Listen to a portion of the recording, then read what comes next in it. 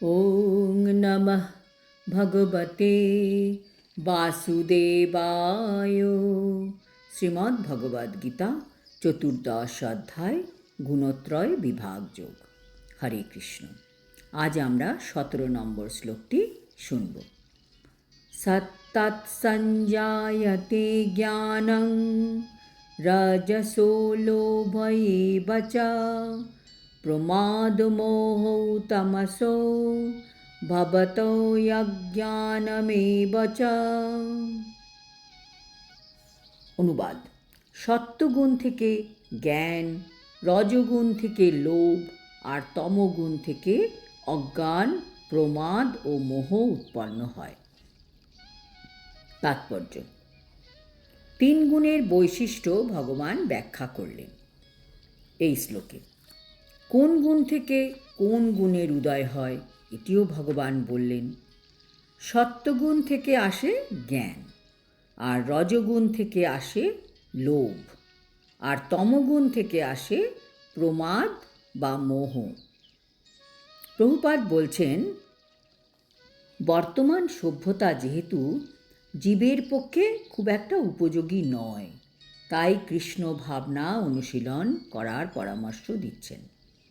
কৃষ্ণ ভাবনা অনুশীলনের মাধ্যমে সমাজে সত্ত্বগুণের বিকাশ হবে, আর যখন সত্ত্বগুণ বিকশিত হয় তখন মানুষ বস্তুকে যথাযথভাবে দর্শন করতে সক্ষম হয়। সত্ত্বগুণ বাড়লে মানুষের ন্যায়, অন্যায়, উচিত, অনুচিতের বিচার করার ক্ষমতা বৃদ্ধি পায়, বিবেক বোধ জেগে ওঠে। যারা নৃশংস কাজ করে, অনৈতিক কাজ করে, নির্দ্বিধায় করে, তাদের মধ্যে এই বিচারবোধটাই নেই। তাই তাদের সেই সব কাজ করতে কোনো কষ্ট বা বিবেক দংশন হয় না। তামসিক গুণের প্রভাবে মানুষ হয়ে যায় পশুর মতন এবং বস্তুকে স্পষ্টভাবে দর্শন করতে পারে না। যেমন তামসিক মানুষ বুঝতে পারে না যে পশু হত্যা করার মাধ্যমে তারাও পরবর্তী জীবনে সেই পশুর দ্বারাই নিহত হবার ঝুঁকি নিচ্ছে, কারণ মানুষেরা প্রকৃত জ্ঞান লাভের শিক্ষা পায় না, তাই তারা দায়িত্ব জ্ঞানহীন হয়ে পড়ে।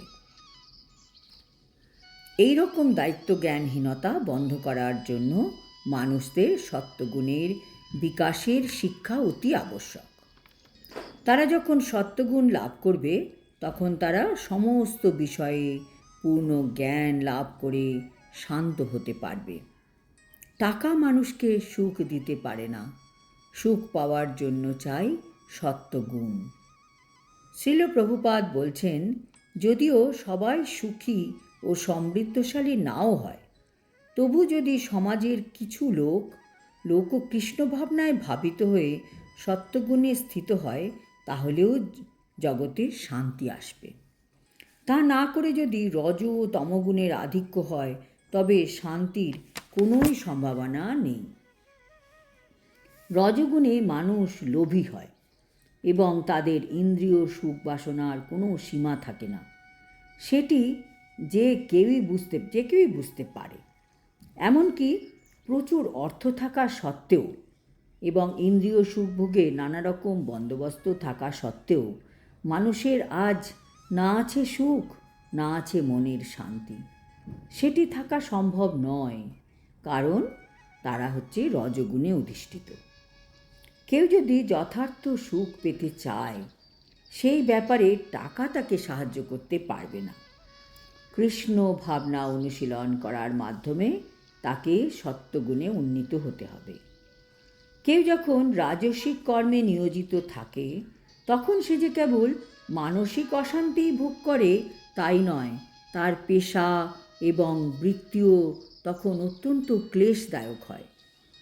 প্রচুর অর্থ উপার্জন করে তার পদমর্যাদা বজায় রাখবার জন্য তাকে কত রকমের পরিকল্পনা করতে হয়, উপায় উদ্ভাবন করতে হয়। এই সমস্তই কি ক্লেশদায়ক নয়? তমগুণে মানুষ উন্মাদ হয়ে ওঠে।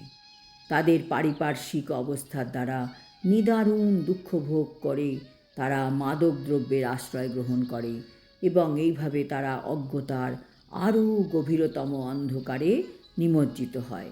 তাদের ভবিষ্যৎ জীবন হয়ে ওঠে অত্যন্ত অন্ধকারাচ্ছন্ন। আজ এই পর্যন্ত। পরের শ্লোকে আমরা জানব কোন গুণের মানুষ কোন লোকে গমন করে। হরি ওম তৎসৎ। হরে কৃষ্ণ।